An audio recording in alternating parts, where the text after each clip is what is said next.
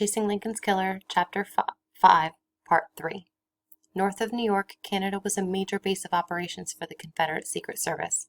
In Montreal, nests of rebel agents with plans and money were busy hatching anti-Union conspiracies. Booth sought contracts there. He and his little band of conspirators would snatch Lincoln and transport him out of Washington, south to Richmond.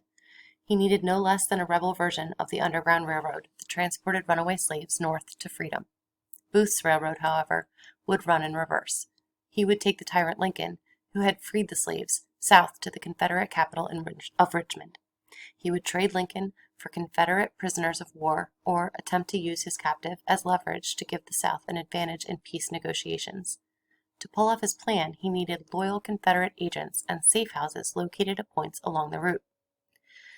One operative he met in Canada gave Booth letters of instruction vouching for the actor's devotion to the Confederacy and requesting aid for him.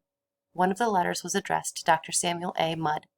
Mudd, 32 years old, was a doctor living on a farm with his wife and family. He was anti-Union, anti-black, and the owner of up to 11 slaves before Lincoln's Emancipation Proclamation had freed them.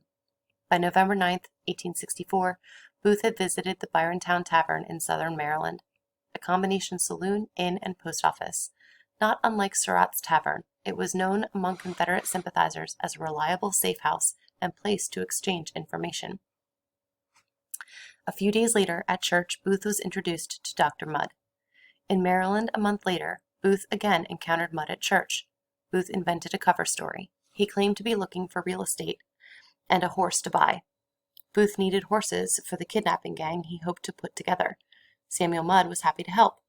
After church, Booth rode home with the doctor and spent the night at his farm. Mudd introduced Booth to a neighbor who sold Booth a peculiar one-eyed horse. Dr. Mudd had been helpful to Booth in Maryland, but the actor also needed the doctor's help, an introduction, in Washington. Mudd went to Washington to introduce Booth to a Confederate courier named John Harrison Surratt. Surratt operated out of his mother's boarding house on H Street and from her country tavern at Surrattsville. Booth would require the type of help Surratt could provide along with his escape south. On the way to the H Street boarding house, Booth and Mudd encountered John Surratt on the street, and the introduction took place. Booth invited everyone, Mudd, Surratt, and Louis Weichman, a friend of Surratt's and a boarder at the H Street house, back to his room at the National Hotel for drinks and private conversation. Booth recruited Surratt into the conspiracy to kidnap the president and soon became a frequent visitor to the boarding house, where he befriended Surratt's widowed mother and his young sister Anna. His work done, Mudd returned, just before Christmas 1864, to his farm and waited for further word from Booth about the kidnapping. No word ever came. Lincoln's second inauguration came and went in March. Richmond fell on April 3rd.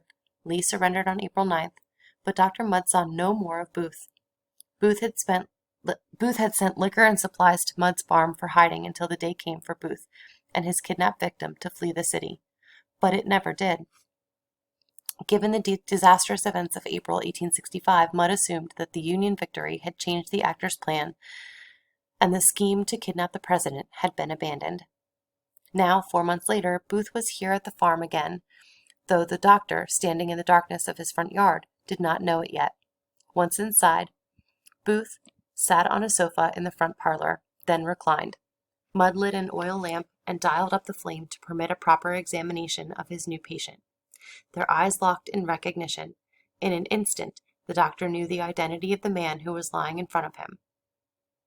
How could he fail to recognize the actor's familiar thick black hair, pale complexion, trademark mustache, and striking good looks? The first step in the examination process would be to pry the thigh-high cavalry boot off Booth's left leg. Mudd stood at one end of the sofa, took firm grip of the heel and sole, and tugged. Booth's jaw clamped tight in pain. The boot would not budge. The injury to Booth's leg had caused the tissue to swell up and create a seal that could not be broken without inflicting agony upon the patient and possibly worsening the injury. Mudd made a cut on the boot near the ankle, careful not to cut too deeply and open Booth's soft flesh. Mudd seized the boot firmly and pulled slowly. This time, it slipped off. He dropped the boot to the floor, removed Booth's sock, pushed his pant leg up his calf, and began the examination. The diagnosis was simple: a broken fibula. Mudd informed Booth that he had a broken bone about 2 inches above the ankle joint. The doctor did not regard it as particularly dangerous or painful, reassuring Booth that he could treat the injury. He improvised a splint for Booth. It was now about 5 a.m. Booth knew he should press on south. He knew he was still traveling ahead of the news of the assassination, which Mudd was not yet aware of. He knew that the news would spread and overtake him, making the daylight hours unsafe for traveling. Booth weighed the risk of capture against his desire for food and rest. No one in the world knew he had gone to Mudd's tonight. He had not known he would go there himself until after he shot Lincoln and injured his leg. Better to hide out and chance discovery than be caught in open country at sunrise. He and Harold would spend what few hours remained of this night at the farm, rest there all day, and then ride south at nightfall. Mudd invited the pair to rest in his house for the night. He offered them a room upstairs and bade them good night. Unknown to Mudd, he had just extended his hospitality to Lincoln's assassin and his accomplice. Their secret still safe from Mudd and his family, their location a mystery to the manhunters, Harold and Booth collapsed into their beds. As Booth drifted off to sleep, he did not know whether his master plan had succeeded or failed. Had George Azarat and Lewis Powell carried out their missions and murdered Vice President Johnson and Secretary Seward? And what of the president? Had Booth killed Abraham Lincoln, or did the tyrant still live? Booth did not know. He would be damned in the morning newspapers as the most wanted man in America.